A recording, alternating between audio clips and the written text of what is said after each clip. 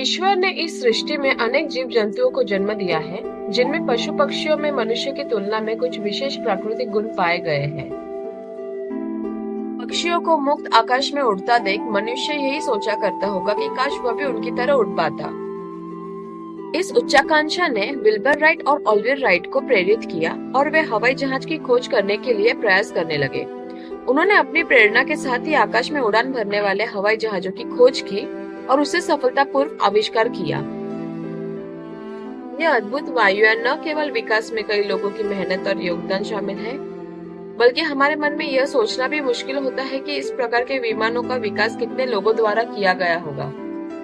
यह सच्चाई है कि वायुयान को आज के रूप में लाने के लिए कई लोगों ने बहुत बड़े जोखिम उठाए और कई लोग अपने जान गंवाए। वायुयान के विकास के इतिहास में विल्बर राइट और ऑरविल राइट के योगदानों को कोई भी भूल नहीं सकता।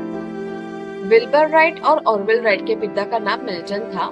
मिल्टन पदरी थे और उनकी उम्र 41 साल थी जब उन्होंने सुजैन कैथरीन कॉर्नर से शादी की। शादी के बाद वे सारे इंडियाना में घूम घूमकर विभिन्न स्थानों पर उपदेश देने का काम कर रहे थे।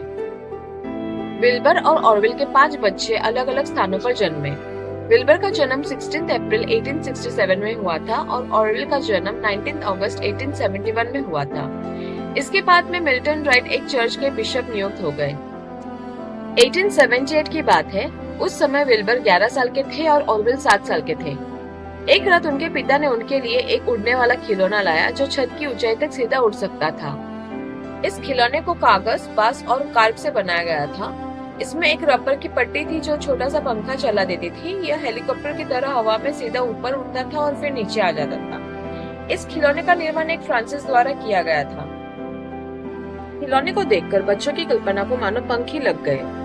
उनके मन में यह विचार घर कर गया कि यदि इतनी छोटी सी वस्तु छत तक उड़ सकती है, तो बड़ी वस्तु तो निश्चय ही बादलों तक भी जा सकती है। उन्होंने इस खिलौने को चमगादड़ का नाम दिया। दोनों भाइयों ने एक ऐसा ही चमगादड़ बनाने का काम शुरू किया। खिलौना बनाने का सारा काम विल्बर ने ही किया, क्योंकि ऑरविल उम्र में इतने छोटे थे कि अपने भाई को केवल यह खिलौना बनाते हुए उत्सुकता के साथ देखते ही रह सकते थे। दोनों भाइयों का बनाया यह खिलौना अधिक सफल नहीं हुआ, क्योंकि जितना वे चमगादड़ को बड़ा बनाने की कोशिश करते थे वह उतना ही कम ऊंचाई तक उड़ता था। 3 साल बाद जब पूरा परिवार रिचमंड पहुंच गया तो दोनों भाइयों को पतंगे बनाने का शौक लग गया। ऑरविल ने बनाई हुई पतंगे उड़ान मशीन के नाम से प्रसिद्ध हो गई और सारे रिचमंड में उनके नाम से धूम मच गई। जब ऑरविल 12 साल के हुए तो उन्हें लकड़ी पर खुदाई करने का शौक हुआ। उन्होंने एक पुराने फैशन का छापाखाना खरीदा और उस पर अखबारों की छपाई करने लगे। जब ऑरविल 17 साल की उम्र में पहुंचे तो उन्होंने एक बड़ा छापाखाना तैयार किया और दोनों भाइयों ने उस पर अखबार छापने का काम शुरू किया। उन्होंने इस छापाखाने से एक पत्रिका भी निकाली जो काफी सफलता के साथ चली। जुलाई 1879 में उनकी मां का देहांत हो गया, जिससे उन्हें गहरी चोट लगी। इसके बाद उनका अखबार बड़े बड़े अखबारों के सामने न टिक पाया। इस कारण विल्बर उनके निर्माण और छपाई के काम से असफल हो गए और इसके पश्चात उन्होंने साइकिल बेचने और बनाने का काम आरंभ किया। जब वे साइकिलें बेचने में लगे थे, उन्हीं दिनों जर्मनी में ऑटो एंड गुस्टाव लिनियनथल के पक्षियों की तरह उड़ने के खतरनाक और दिलचस्प प्रयोगों में लगे थे। राइट ब्रदर्स ने इन दोनों के बारे में सभी विवरण पढ़ रखे थे। सन 1896 में ग्लाइडिंग के दौरान ऑटो लिनियनथल की मृत्यु हो गई, जिससे इन भाइयों को बहुत दुख हुआ। लेकिन लिनियनथल की मृत्यु उनके लिए साधारण मृत्यु नहीं थी, बल्कि उन्हें एक बलिदान का महत्व दिया गया। इस दुर्घटना से राइट ब्रदर्स को उड़ान भरने में गहरी दिलचस्पी पैदा हुई और उन्होंने उड़ान भरने वाली यानों के निर्माण पर काम करना शुरू कर दिया। एक दिन जब विल्बर दुकान में एक ग्राहक को अटेंड कर रहे थे, तो उनकी नजर एक ऐसे डिब्बे के किनारों पर पड़ी जिसे कभी उन्होंने किसी कोन पर मोड़ा था। उस डिब्बे को देखकर उनके मन में एक विचार आया कि पंखों को ऐसे बनाया जा सकता है कि उन्हें ऊपर नीचे किया जा सके और उड़ान के समय उन्हें इच्छा अनुसार झुकाया जा सके। इस घटना के कुछ दिनों के बाद ही सन 1899 के अगस्त महीने में उनका पहला मॉडल तैयार हो गया, जिसमें पंखों को झुकाया और उठाया जा सकता था।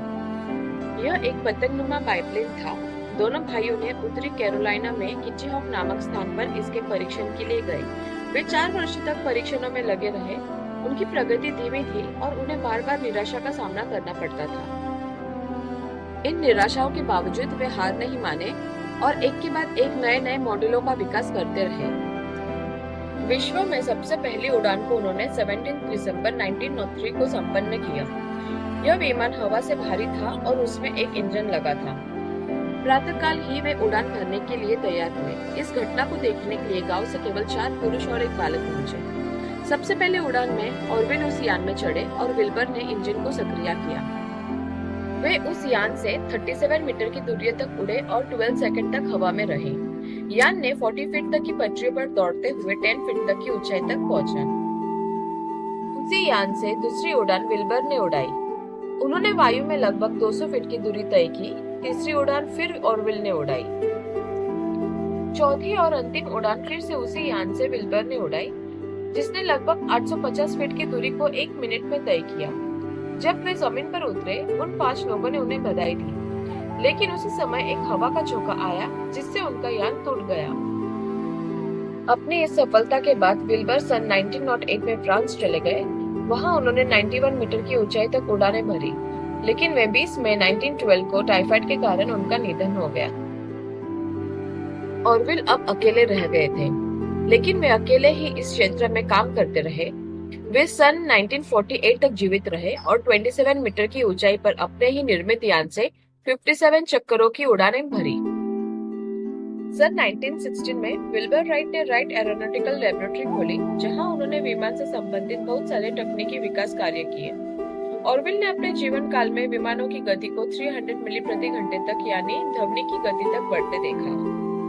वर्तमान में दोनों भाइयों द्वारा उड़ान के लिए प्रयोग किए गए वह मूल्यवान वॉशिंगटन डीसी के national air and space museum में रखा हुआ है।